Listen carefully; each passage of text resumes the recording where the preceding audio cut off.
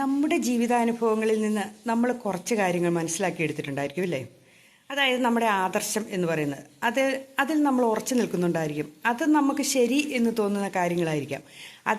അതിലേക്ക് എത്തിപ്പെടാനായിരിക്കും നമ്മൾ ശ്രമിക്കുന്നത്.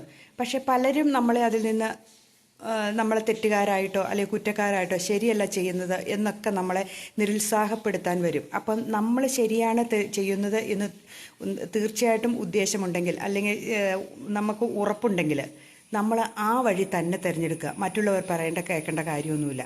നമ്മുടെ ആ ആദർശത്തിൽ, ആ തീരുമാനത്തിൽ ഉറച്ചു നിൽക്കുക. അതിലേക്ക് നമ്മൾ മുന്നോട്ട് പോവുക. അപ്പോൾ മറ്റുള്ളവർ പറയുമ്പോൾ കേൾക്കാതെ അവരെ ധിക്കരിച്ചു എന്ന ഒരവസ്ഥയിലേക്ക് നമ്മൾ വരാൻ സാധ്യതയുണ്ട്. അപ്പോൾ നമ്മളവിടെ വിജയിച്ച് കാണിച്ചു കൊടുക്കുമ്പോൾ അവർക്ക് മനസ്സിലാകും നമ്മൾ തിരഞ്ഞെടുത്ത വഴി ശരിയായിരുന്നു എന്ന്. നമ്മളെടുത്ത തീരുമാനം പൊട്ടയല്ലായിരുന്നു എന്ന് നമുക്കും മനസ്സിലാകുകയും ചെയ്യും. അപ്പോൾ നമ്മൾ വിജയിക്കാൻ ഒരു ഹാർഡ് വർക്ക് ചെയ്യാൻ നമ്മുടെ മനസ്സിൽ നമ്മൾ രൂപപ്പെടുകയും ചെയ്യും.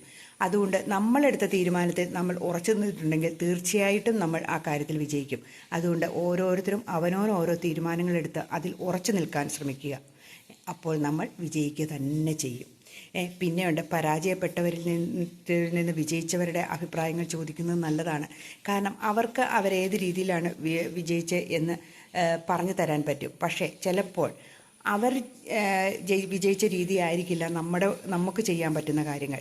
അപ്പോൾ നമ്മൾ നോക്കിയും കണ്ടും മാത്രമേ അങ്ങനെയുള്ള ഒരു അഭിപ്രായം കൂടെ സ്വീകരിക്കാവുള്ളൂ. നല്ലതാണെങ്കിൽ നമ്മൾ സ്വീകരിക്കുക, അല്ല എങ്കിൽ നമ്മൾ തള്ളിക്കളഞ്ഞ് നമ്മുടെ വഴികൾ തന്നെ സ്വീകരിക്കുക. അതാണ് വേണ്ടത്.